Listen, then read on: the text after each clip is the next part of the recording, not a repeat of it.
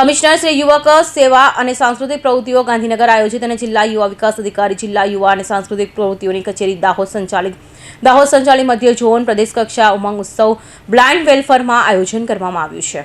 રમતગમત અને યુવા અને સાંસ્કૃતિક પ્રવૃત્તિ વિભાગો અને કમિશનર શ્રી યુવક સેવા અને સાંસ્કૃતિક પ્રવૃત્તિઓ ગાંધીનગર આયોજિત અને જિલ્લા યુવા વિકાસ અધિકારી જિલ્લા યુવા અને સાંસ્કૃતિક પ્રવૃત્તિની કચેરી દાહોદ સંચાલિત મધ્ય ઝોન પ્રદેશ કક્ષા ઉમંગ ઉત્સવનું આયોજન કરવામાં આવ્યું। ઉમંગ ઉત્સવમાં મન બુદ્ધિ બાળકોના દિવ્યાંગ બાળકો તેમજ શારીરિક ખોડ ખાપણવાળા બાળકોએ સ્પર્ધા દરમિયાન સાંસ્કૃતિક કાર્યક્રમ રજૂ કર્યો હતો, જેમાં રાસ ગરબા, લોકનૃત્ય તેમજ સમૂહ ગીત, નિબંધ જેવી અનેક સ્પર્ધાનું આયોજન કરવામાં આવ્યું હતું। સમગ્ર સ્પર્ધા દરમિયાન ગોધરા સ્કૂલના બાળકોએ ગરબામાં બાજી મારી હતી અને પ્રથમ ક્રમાંક પ્રાપ્ત કર્યું હતું, તેમજ લોકનૃત્ય વિભાગના દાહોદના બાળકોએ પ્રથમ વિજેતા બન્યા હતા।